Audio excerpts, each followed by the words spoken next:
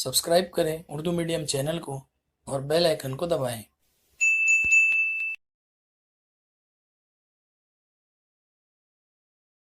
अस्सलाम वालेकुम। Urdu medium YouTube channel में आप सबका इस्तकबाल है। उम्मीद करता हूं कि आप सब खैरियत से होंगे। आज के लेक्चर में हम 10वीं जमात साइंस 1 का तीसरा सबक कीमियाई तामुलात और मसावातें, इसका तीसरा पार्ट करने वाले हैं। इससे पहले पार्ट 1 और पार्ट 2 में मैंने ये आधा टॉपिक या आधा चैप्टर एक्सप्लेन कर दिया है, जिसमें कीमियाई तामुल किसे कहते हैं, कीमियाई तामुलात को लिखते कैसे हैं, कीमियाई मसावातें क्या होती हैं और कीमियाई मसावातों को मुतवाजन कैसे किया जाता है, ये सारे टॉपिक्स मैं समझा चुका हूं। आज के इस लेक्चर के अंदर हम लोग इसके आगे कंटिन्यू करेंगे, जिसमें हम शुरुआत करने वाले हैं कीमियाई तामुलात की किस्में यानी कि टाइप्स ऑफ केमिकल रिएक्शन से। तो आइए हम शुरू करते हैं। आप किताबें ले लीजिए, सफ़ा नंबर आपका 35 है। यहाँ पर कीमियाई तामुलात की किस्में, that is types of chemical reactions. तामुलात में आमिल अशिया और हासिलात की नौइयत और तादाद के लिहाज से 4 किस्में हैं। तामुलात रिएक्शंस में आमिल अशिया यानी कि हम लोग जिसको पहले पढ़ चुके हैं रिएक्टेंट्स, और हासिलात यानी प्रोडक्ट्स की नौइयत यानी उनके नेचर, और तादाद यानी क्वांटिटी यानी उनके नेचर और क्वांटिटी के हिसाब से केमिकल रिएक्शंस को 4 पार्ट में बांटा गया है, जिसमें सबसे पहला है तरकीबी तामुल, जिसे अंग्रेजी में कहते हैं कॉम्बिनेशन रिएक्शन। आप इंग्लिश नेम भी याद रखिए, इंशाल्लाह ताला जब आगे साइंस लेंगे तो आपको ये बहुत काम आएंगे सारे नाम, अगर आपको अंग्रेजी में याद है तो कॉम्बिनेशन रिएक्शन क्या होता है, मैं आपको सीधा सीधा इसका मायने बताता हूं और एक मिसाल या 2 मिसाल देके समझाऊंगा, जिससे इंशाल्लाह ताला आपको ये समझ में आ जाएगा। सबसे पहले इसका जो मीनिंग है वो आपको यहाँ पे मिल जाएगा किताब में। जब किसी तामुल में 2 या जायद आमिल अशिया का कीमियाई मिलाप होकर सिर्फ एक ही हासिल शय तैयार होती है, तब इस तामुल को तरकीबी तामुल यानी कि कॉम्बिनेशन रिएक्शन कहते हैं। यहाँ पे ये बोल रहा है कि आमिल अशिया जो है वो एक से ज्यादा होगी और जो हासिल शय है वो सिर्फ एक होगी। मतलब ये कि एक से ज्यादा रिएक्टेंट्स होंगे और प्रोडक्ट एक ही मिलेगा। इस तरह के रिएक्शन को, इस तरह के तामुल को तरकीबी तामुल या कॉम्बिनेशन रिएक्शन कहते हैं, जिसकी यहाँ पे बहुत सारी मिसालें दी हुई है। मैं आपको 1-2 मिसाल बता देता हूँ। जैसे यहाँ पे NH3 अमोनिया की मिसाल है। देखिए यहाँ पे क्या लिखा हुआ है, NH3 that is ammonia gas, जब ये हाइड्रोक्लोरिक एसिड यानी HCl के साथ अमल करती हैं तो आपको क्या मिलता है, आपको मिलता है NH4Cl यानी कि अमोनियम क्लोराइड आपको मिलता है। तो यहाँ पे देखिए जो आमिल अशिया है वो एक से ज्यादा है, रिएक्टेंट्स एक से ज्यादा है, लेकिन जो प्रोडक्ट है वो सिर्फ एक है। तो तरकीबी तामुल का यही मतलब होता है कि जिसमें रिएक्टेंट्स एक से ज्यादा हो यानी आमिल अशिया एक से ज्यादा हो और जो हासिल होती है वो सिर्फ एक ही शय हो, प्रोडक्ट एक ही हो, तो ऐसे रिएक्शन को, ऐसे तामुल को कहते हैं तरकीबी तामुल। एक और मिसाल यहाँ पे है, magnesium plus oxygen gives magnesium oxide यानी कि 2Mg plus O2 gives 2MgO। तो 2Mg यानी मैग्नीशियम, ये मसावात को मुतवाजन किया जा रहा है। ये टॉपिक मैंने आपको प्रीवियस पार्ट में समझाया है। अगर वो वीडियो आपने नहीं देखा है तो वो डिस्क्रिप्शन में आपको मैं लिंक दे दूंगा, वहां से देख लीजिए। फिर उसके बाद यहाँ पे आइएगा तो आपको ये मुतवाजन करना भी समझ में आ जाएगा कि ये 2 कहाँ से आ रहा है, ये 2 कहाँ से आ रहा है। तो 2Mg plus O2 gives 2MgO यानी कि मैग्नीशियम और ऑक्सीजन का अमल हुआ तो मैग्नीशियम ऑक्साइड मिली। ये भी तरकीबी तामुल की मिसाल है। क्यों? क्योंकि यहाँ पे आमिल अशिया एक से ज्यादा है और हासिल सिर्फ एक ही शय हो रही है, रिएक्टेंट्स एक से ज्यादा है, प्रोडक्ट सिर्फ एक है। तो ये आपका पहला हो गया तरकीबी तामुल। आइए दूसरा देखते हैं। दूसरी टाइप है तहलीली तामुल, जिसको अंग्रेजी में कहते हैं decomposition reaction. Decomposition reaction, decomposition reaction क्या होता है, यहाँ पे नीचे तारीफ लिखी हुई है। जिस तामुल में एक आमिल शय से 2 या जायद अशिया हासिल होती हैं, इस तामुल को तहलीली तामुल या तज्जियाती तामुल भी कहते हैं। सिंपल है, इसका अपोजिट। इसमें क्या था, तरकीबी में एक से ज्यादा आमिल अशिया और हासिल सिर्फ एक शय। इसके अंदर एक आमिल अशिया और हासिल जो है वो एक से ज्यादा। जिस तामुल में एक आमिल शय और 2 या 2 से जायद हासिल अशिया मिलती हैं, इस तामुल को तहलीली तामुल या तजियाती तामुल कहते हैं। यहाँ पे मिसाल आपको दी हुई है, शक्कर का एग्जाम्पल दिया हुआ है, तेजाबी पानी का एग्जाम्पल है, कैल्शियम कार्बोनेट, 3-4 आपको मसावतें दी हुई है। मैं एक आपको बता देता हूँ। आइए तेजाबी पानी आसान है तो मैं आपको वो बता देता हूँ। देखिए इसमें क्या लिखा हुआ है, इसके अंदर आपको बताया है 2H2O, ये आपका हो गया एक आमिल शेय। इससे आपको क्या मिला, इससे आपको हाइड्रोजन गैस मिली 2H2 प्लस आपको ऑक्सीजन गैस मिली। क्योंकि गैस है तो हम ऊपर की तरफ तीर का निशान करते हैं। ये सारी चीजें, ये निशान कहाँ से आ रहा है, ये नंबर 2 में कहाँ से ये जरीब लगा रहा हूँ यहाँ पे, ये सब चीजें मैंने प्रीवियस पार्ट्स में समझाया है। वो वीडियो आप देख लेंगे तो इंशाल्लाह आपको मसावातों को मुतवाजन करना भी समझ में आ जाएगा, इन निशानियों का क्या मतलब है वो भी समझ में आ जाएगा। तो यहाँ पे अगर आप देखेंगे तो आमिल शेय सिर्फ एक है, लेकिन हासिल अशिया एक से ज्यादा है, इसलिए ये मिसाल हो गया आपका तहलीली तामुल का। आइए अब हम लोग तीसरा टाइप देखते हैं, जो कि है हटाव का अमल, अंग्रेजी में कहते हैं डिस्प्लेसमेंट। इसे डिस्प्लेसमेंट कहते हैं, यानी डिस्प्लेस कर देना, अपनी जगह से हटा देना। यहां पे देखिए मैं सीधा आपको मायने बताता हूं।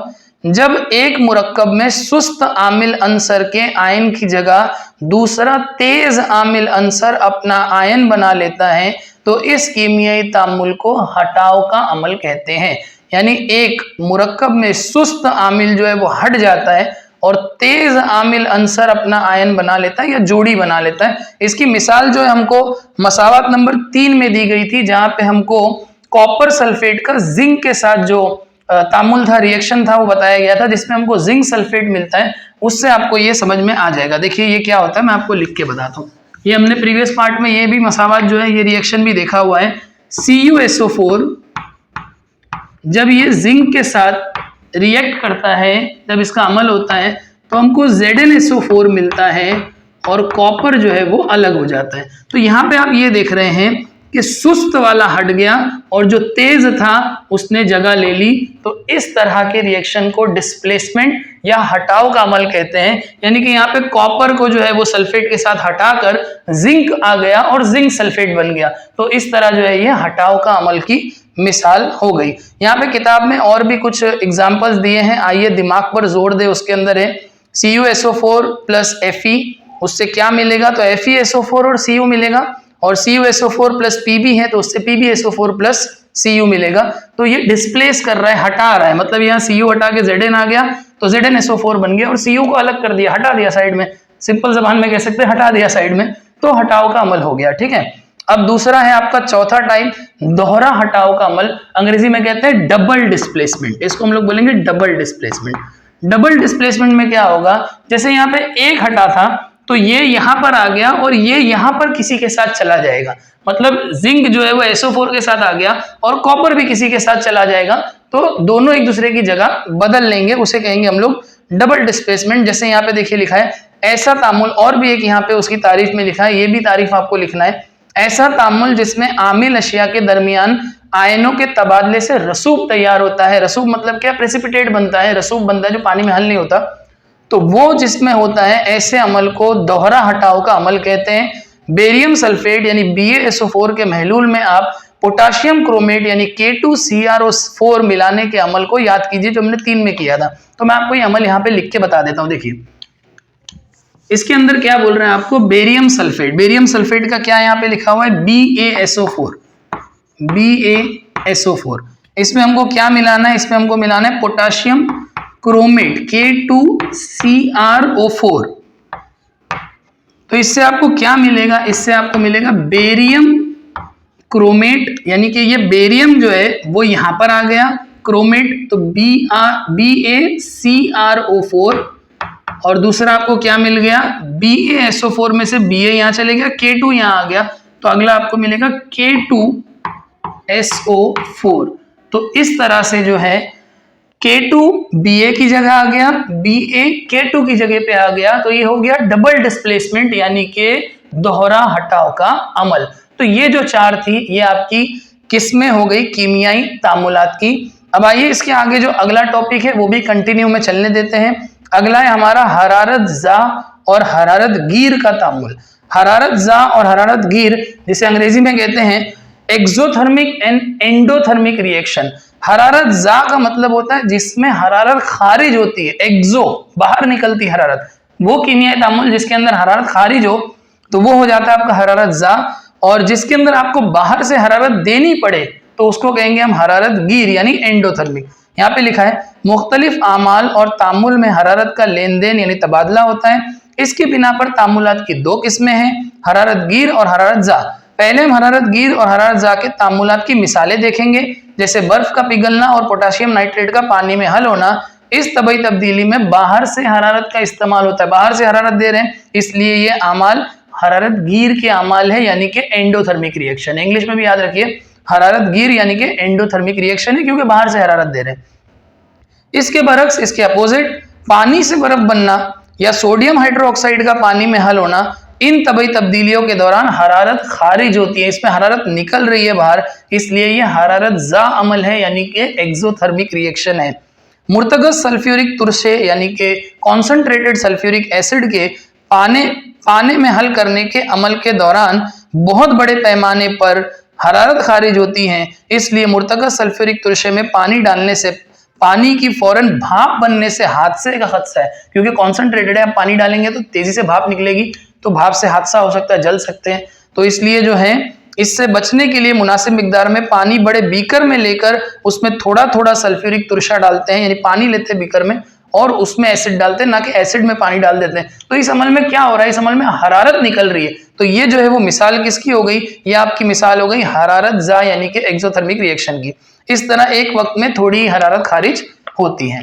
अब यहाँ पे अमल दिया हुआ है, वो आप लोग पढ़ लीजिएगा। मैं आपको सिर्फ वही अमल बताऊंगा इसके अंदर जिसका एक्सप्लेनेशन से रिलेशन है, जिसको बताए बगैर आपको टॉपिक नहीं समझ में आएगा। वैसे तो सारे इंपॉर्टेंट होते हैं, लेकिन ये आप सेल्फ में कर सकते हैं। जो इंपॉर्टेंट है मैं वो कवर कर रहा हूँ, वरना बहुत बड़े बड़े लेक्चर्स हो जाएंगे और जो मुद्दे की बातें जो समझाना है वो मैं समझा ही नहीं पाऊंगा। तो देखिए यहाँ पे एक और लिखा हुआ है KNO3 that is potassium nitrate. KNO3 potassium nitrate के पानी में हल होने के दौरान अतराफ के माहौल से हरारत जज्ब की जाती है, यानी हरारत ले रहा है ये अमल, इसलिए महलूल का दर्जा हरारत कम हो जाता है। जिस अमल में हरारत बाहर से जज्ब की जाती है इस अमल को हरारत गिर अमल कहते हैं। जो जब से मैं आपको समझा रहा हूँ कि बाहर से अगर हरारत है तो एंडोथर्मिक दैट इज हरारत गिर, जबकि NaOH यानी कि सोडियम हाइड्रोक्साइड, NaOH मतलब सोडियम हाइड्रोक्साइड, ये ठोस हालत में पानी में हल होता है तो हरारत खारिज होती है। अब इसमें हरारत निकल रही है और इसका दर्जा हरारत बढ़ता है। जिस अमल में हरारत खारिज होती है इस अमल को हरारत जा अमल कहते हैं, यानी कि एक्सोथर्मिक। तो बेसिकली आपको ये बता रहा है हरारत गिर जिसमें बाहर से हरारत लगती है, हरारत जा जिसके अंदर हरारत खारिज होती है, मतलब ये अमल होता है हरारत खारिज होती है। हरारत गिर जिसमें बाहर से हरारत लगती है, हरारत जा जिसके अंदर हरारत खारिज होती है। ठीक है, एंडोथर्मिक एंड एक्सोथर्मिक। अब हरारत गिर और हरारत जा अमल की कुछ मिसालें भी दी हुई है, वो भी देखते हैं। कीमियाई तामुल में हरारत का तबादला होता है। इसके मुताबिक बाज कीमियाई तामुल में हरारत खारिज होती है, जबकि बाज में हरारत जज्ब होती है। हरारत जा के कीमियाई तामुल में आमिल अशिया की तहवील हासिल अशिया में होने के दौरान हरारत खारिज होती है।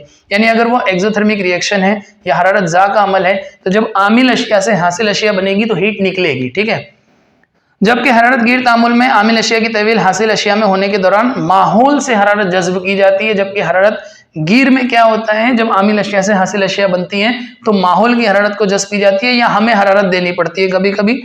तो इस बाहर से हरारत मुसलसल देनी पड़ती है। अब यहाँ पे दो मिसालें हैं। सबसे पहले यहाँ पे दिया है कैल्शियम कार्बोनेट को अगर हरारत दिया जाए तो क्या होगा, तो मैं आपको समझाता हूँ। देखिए calcium carbonate that is CaCO3, अगर आप इसको हरारत देते हैं, जिसे अंग्रेजी में कहते हैं हीट, अगर आप इसको हीट देंगे तो आपको क्या मिलेगा, आपको मिलेगा कैल्शियम ऑक्साइड मिलेगा और कार्बन डाइऑक्साइड गैस जो है वो खारिज हो जाएगी। इसमें क्या हुआ, इसमें आपने कैल्शियम कार्बोनेट को हरारत दी। ठीक है, हरारत आप दे रहे हैं, इसलिए यह हरारत गिर तामुल की मिसाल हो गई, यानी कि एंडोथर्मिक रिएक्शन हुआ, इसमें आपको हरारत देना पड़ा। ठीक है, तो हरारत गिर।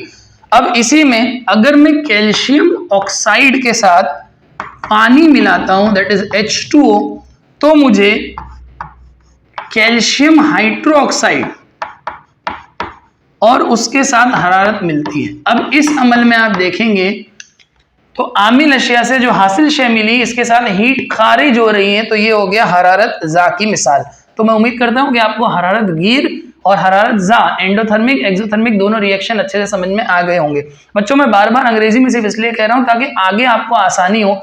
हम भी उर्दू मीडियम से पढ़े हैं, 20 साल हो गए हमको भी। जब हम कॉलेज सेक्शन में गए हमने साइंस लिया तो बहुत सारे टर्म समझने में वक्त लगा, तो वो वक्त आपको ना लगे इंशाल्लाह, बस इसीलिए मेरी कोशिश है कि मैं आपको अंग्रेजी में भी बताता चलूं।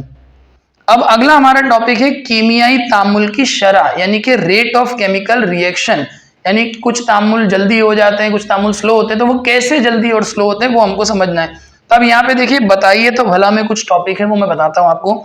झैल के आमाल में तरकार वक्त के मुताबिक 2 ग्रोह में जमात बंदी कीजिए। आपको 2 ग्रुप बनाना है और इन ग्रोह को उन्मान दीजिए। खैर ये हम अमल नहीं कर रहे हैं, बस मैं आपको समझाने के लिए पढ़ दे रहा हूँ। पहला है, रसोई गैस जलाते ही वो जल उठती है। गैस जलाते हैं फौरन जल जाता है। लोहे की अशिया में जंग लगता है। चट्टानों की झीज होकर मतलब टूट फूट कर, वेदरिंग अंग्रेजी में कहते हैं वेदरिंग। तो चट्टानों की, बड़े बड़े रॉक्स की वेदरिंग होती है और उससे मिट्टी तैयार होती है, सॉइल फॉर्म होती है। चौथा, ग्लूकोज के महलूल में साजगार माहौल में खमीर यानी कि ईस्ट मिलाने से अल्कोहल बनता है। पांचवा, इम्तिहानी नली में हल्का या तुरशा लेकर खाने का सोडा डालने पर बुलबुले पैदा होते हैं। और छठा, बेरियम क्लोराइड के महलूल में हल्का या सल्फ्यूरिक तुरशा यानी एसिड मिलाने पर सफेद रसूब बनता है। ये सारे तामुल आते हैं, ये सारे रिएक्शंस हैं। मज़कूरा वाला मिसालों से हमें समझ में आता है कि बाज अमल मुख्तसर वक्त में मुकम्मल हो जाते हैं। यानी ये जितने भी रिएक्शन मैंने पढ़े, जैसे आपने गैस जलाया फौरन जल गया, है ना, तो ये कुछ जो होते हैं वो फटाफट हो जाते हैं। आपने इम्तिहानी नली में हल्का या तुरशा डाल दिया, खाने का सोडा डाल दिया, तो बुलबुले निकलने लगे, ये फौरन हो जाता है। और यानी अमल तेज रफ्तारी से वाक़ होता है, जबकि बाज तामुल होने के लिए बहुत ज्यादा वक्त लगता है, यानी वो धीमी रफ्तार से वाक़ होता है। यानी मुख्तलिफ तामुलात की शरह मुख्तलिफ होती है। रेट ऑफ रिएक्शन सबके अलग अलग होते हैं। कोई तामुल बहुत जल्दी होता है, कोई तामुल बहुत स्लो होता है। लेकिन जल्दी और स्लो होता कैसे वो भी हम आगे पढ़ेंगे। एक ही तामुल की शराइत बदलने से मुख्तलिफ शरह से तामुल हो सकता है। यानी एक ही रिएक्शन के अंदर अगर कंडीशन चेंज कर दी जाए तो आपको अलग अलग रेट ऑफ रिएक्शन देखने को मिल सकता है, अलग अलग स्पीड देखने को मिल सकता है। जैसे यहाँ दिया है, सर्दी में दूध के फटने के बाद इसके दही बनने के लिए बहुत वक्त लगता है। ठंडी के मौसम में दूध फटा और दही बनाएंगे तो बहुत टाइम लगेगा, जबकि गर्मी में ज्यादा दर्जे हरारत पर दूध से दही बनने के तामुल की शरह बढ़ जाती है। दूध से दही जल्दी बन जाता है गर्मी में। अमल एक ही है, दोनों में दूध से दही बन रहा है, बट सर्दी में टाइम लग रहा है, गर्मी में टाइम नहीं लग रहा है और दही जल्दी बन जाता है। कीमियाई तामुल की शरह कौन से अवामिल पर मुनस्सर होती है, अब हम इसका मुताला करेंगे। लेकिन कैसे, कौन सा रिएक्शन जल्दी होता है, कौन सा स्लो होता है, यानी कीमियाई तामुलात की शरह पर असर अंदाज होने वाले अवामिल कौन से हैं, that is factors affecting the rate of chemical reaction. Factors affecting the rate of chemical reaction, ये हम लोग समझते हैं। तो आइए अब इसके अंदर कितने फैक्टर्स है वो हम देखते हैं। सबसे पहले है आमिल अशिया की नौयत। नौयत कहते हैं नेचर को, ठीक है। तो अब हम क्या पढ़ने जा रहे हैं, अब हम पढ़ने जा रहे हैं factors affecting the rate of chemical reaction, यानी कौन से ऐसे अवामिल है जो कीमियाई तामुलात की शरह पर असर अंदाज होते हैं। पहला यहाँ पर है आपका नौयत, जिसे अंग्रेजी में हम कहते हैं नेचर। यानी जो जिन चीजों के बीच में रिएक्शन हो रहा है, वो जो चीजें हैं वो उसका नेचर क्या है, मतलब वो रिएक्टिव है या नहीं है। अगर ज्यादा रिएक्टिव होगी तो जल्दी जल्दी रिएक्शन करेगी, अगर स्लो रिएक्टिव, कम रिएक्टिव होगी, उसकी स्पीड कम होगी तो वो कम रिएक्शन करेगी। तो सबसे पहले नेचर। एल्यूमिनियम और जस्त यानी कि जिंक धातु का हल्काए हुए हाइड्रोक्लोरिक तुरशे के साथ तामुल देखेंगे, ठीक है। एल्यूमिनियम और जिंक दोनों को हम लोग हल्काए हाइड्रोक्लोरिक यानी कि डाइल्यूट जो है वो HCl के साथ हम लोग उसका रिएक्शन कर रहे हैं। एल्यूमिनियम और जिंक दोनों का हल्का हाइड्रोक्लोरिक तेजाब के साथ तामुल होकर हाइड्रोजन गैस आजाद होती है, दैट इज H2। इन धातुओं का पानी में हल पजीर नमक बनता है, बाद में नमक भी तैयार होता है जो पानी में हल हो जाता है। लेकिन जिंक धात के मुकाबले में एल्यूमिनियम धात का तेजाब के साथ तामुल जल्दी होता है, यानी जिंक का तामुल तेजाब से स्लो है, एल्यूमिनियम का तामुल जो है वो तेजाब के साथ जल्दी हो जाता है। इससे क्या पता चला, तामुल की शरह का यह फर्क इन धातुओं की नौयत की वजह से है, यानी जिंक की बनिस्बत एल्यूमिनियम तेज आमिल है। अगर आप जस्त यानी जिंक और दूसरी तरफ आप एल्यूमिनियम, इन दोनों का मुआवजा करेंगे, इनके नेचर का, इनकी नौयत का, तो आपको मालूम पड़ेगा कि जो एल्यूमिनियम है वो ज्यादा रिएक्टिव है। इस वजह से एल्यूमिनियम तेजाब के साथ जल्दी जल्दी रिएक्शन कर लेता है, तो रेट यहाँ पे तेज होता है, रेट ऑफ रिएक्शन तेज होता है।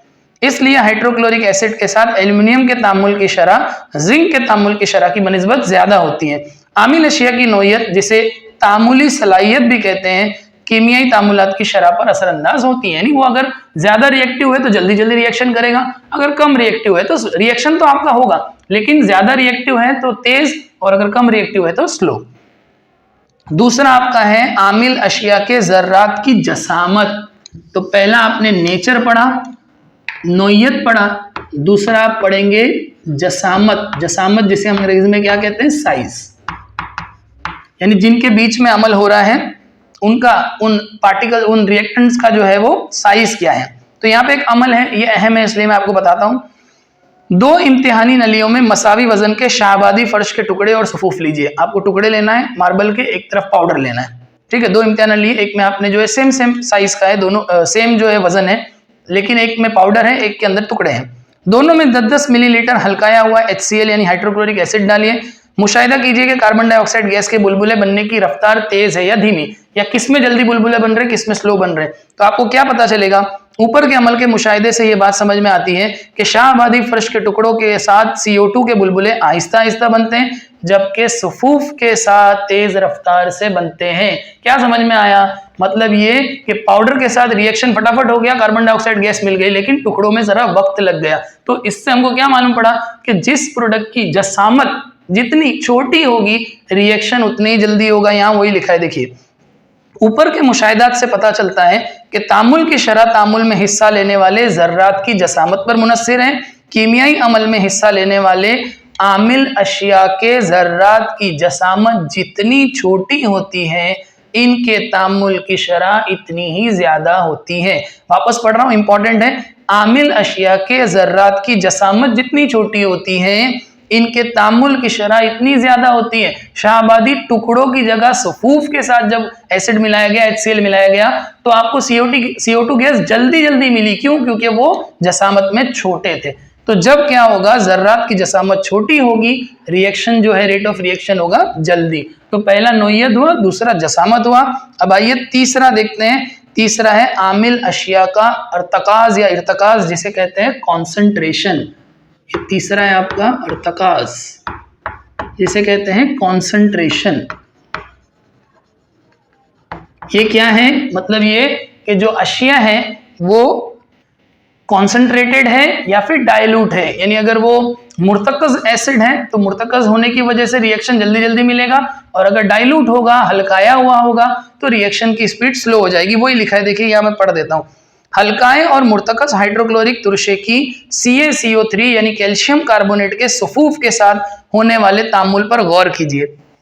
हल्काए तुरशे के साथ CaCO3 का तामुल धीमी रफ्तार से होता है। कैल्शियम कार्बोनेट को जब डाइल्यूट एसिड के साथ मिलाया, यानी हल्काए एसिड के साथ मिलाया, हल्काए हाइड्रोक्लोरिक एसिड के साथ मिलाया, तो रिएक्शन स्लो है और CaCO3 आहिस्ता आहिस्ता खत्म हो जाता है और CO2 गैस आहिस्ता आहिस्ता खारिज होती है। इसके बरक्स मुर्तकज तुरशे के साथ तामुल जल्द होता है और CaCO3 फौरन खत्म हो जाता है। यानी जितना कॉन्सेंट्रेशन होगा, जितना अर्तकाज ज्यादा होगा, उतने जल्दी रिएक्शन देखने को मिलेगा। मुर्तकज तुरशे के साथ तामुल हल्काए हुए तुरशे की बनिस्बत जल्द होता है, लिहाजा तामुल की शरह तामुलात के अर्तकाज के मुताबिक भी तब्दील होती है। तो पहला नोयत के हिसाब से स्लो फास्ट हुआ, दूसरा साइज के हिसाब से, तीसरा अर्तकाज। नोयत में आपने क्या पढ़ा कि जितना ज्यादा रिएक्टिव होगा जल्दी रिएक्शन करेगा। जसामत में पढ़ा जितनी जसामत छोटी होगी जल्दी रिएक्शन करेगा। अर्तकाज जितना ज्यादा कॉन्सेंट्रेटेड होगा, मुर्तकज होगा, उतना जल्दी क्या करेगा, रिएक्शन करेगा। अब आइए चौथा देखते हैं यहाँ पे, दर्जे हरारत। चौथा आपका है दर्जे हरारत, यानी कि अंग्रेजी में टेम्परेचर। कभी कभी कुछ तामुलात, कुछ रिएक्शंस ऐसे होते हैं जिसको अगर हीट ना दी जाए तो रिएक्शन बहुत स्लो होते हैं, कभी कभी तो होंगे ही नहीं। तो ऐसे में आपको हीट देना पड़ता है ताकि उसका जो रेट है, उसकी शरह है, वो तेज हो जाए, स्पीड बढ़े। तो दर्जे हरारत भी एक अहम अवामिल है, एक बहुत इंपॉर्टेंट जो है आमिल है इसके अंदर। तामुल का दर्जे हरारत यानी कि टेम्परेचर ऑफ द रिएक्शन तहलीली तामुल के मुताले के दौरान, जो तहलीली तामुल हमने अभी पढ़ा थोड़े टाइम पहले, डिकम्पोजिशन रिएक्शन, उसमें एक मिसाल थी जिसमें चुनखड़ी के तज्जिए या तहलील का अमल आपने किया।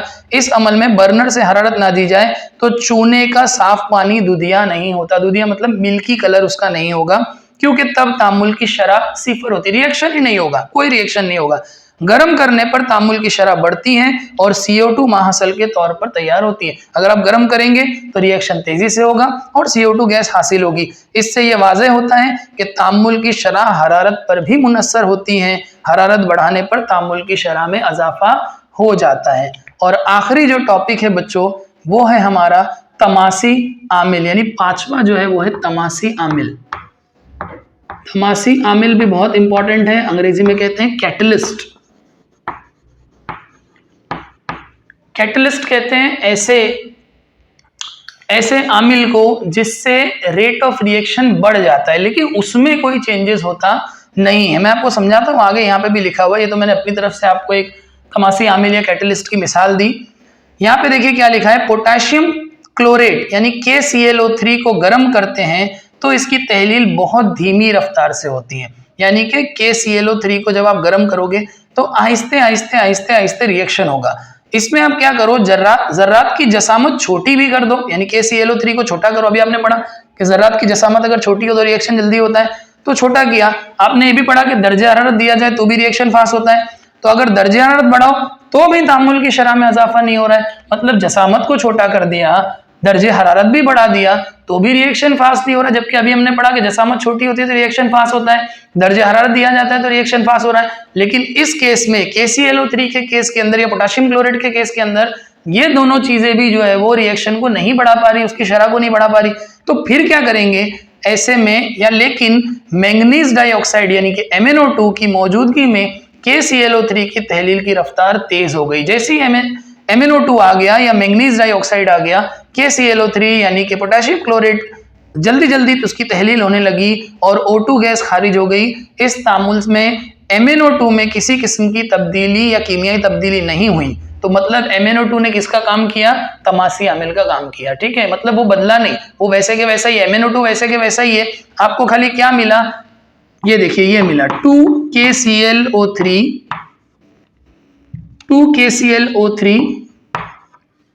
इससे आपको क्या मिला, इससे आपको मिला 2KCl that is potassium chloride, और ऑक्सीजन गैस जो है वो क्या हो गई, खारिज हो गई। ठीक है, यहाँ पे इस रिएक्शन के अंदर क्या किया, KClO3 का जब रिएक्शन किया जा रहा था तो बहुत स्लो रिएक्शन हो रहा था, तामुल धीमा था।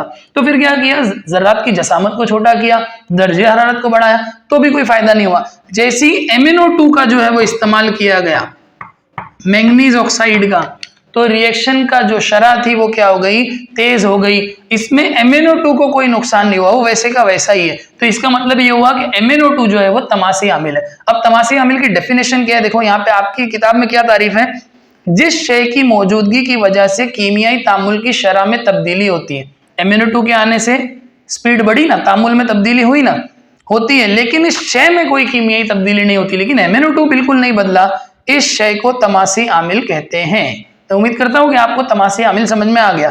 एक मिसाल और है, हाइड्रोजन परऑक्साइड की तहलील होकर पानी और ऑक्सीजन बनने का तामुल कमरे के दर्जे हरारत पर बहुत धीमा होता है। हाइड्रोजन परऑक्साइड जिसे H2O2 कहते हैं। H2O2 से अगर आप क्या करोगे, चलिए वो भी बता ही देता हूं यहाँ पे लिख के, मैं आपकी किताब में तो नहीं है, मैं यहाँ लिख देता हूं H2O2।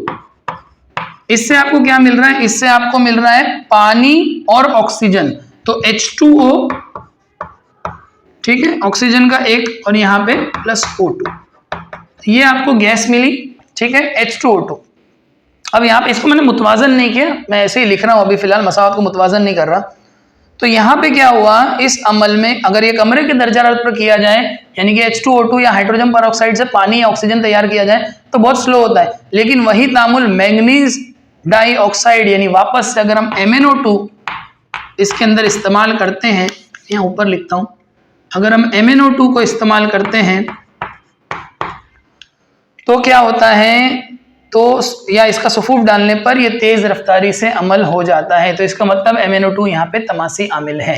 तो बच्चों आज के लेक्चर में हम बस इतना करेंगे। आगे अमल तकसीद और तहवील है, ऑक्सीडेशन, रिडक्शन, रेडॉक्स रिएक्शन है, फिर उसके बाद जो है हम लोगों को जंग लगना, जिसको हम लोग यहाँ पे ताकुल या कोरोजन कहते हैं, रेंसिडिटी है, नागवार बू है, ये जो थोड़ा सा एक टॉपिक बचा हुआ है वो इंशाल्लाह मैं आपको अगले लेक्चर में कराऊंगा।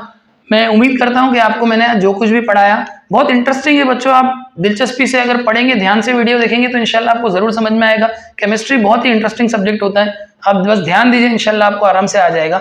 अगर आपको मेरे वीडियो समझ में आते हैं तो लाइक और शेयर कीजिए, ज़्यादा से ज़्यादा उर्दू मीडियम के बच्चों तक मेरे चैनल को, मेरे वीडियोज़ को पहुँचाइए, और बस सब्सक्राइब कीजिए चैनल को और अपना बहुत ख्याल रखिए। मिलता हूँ अगले लेक्चर में, तब तक के लिए अल्लाह हाफिज़।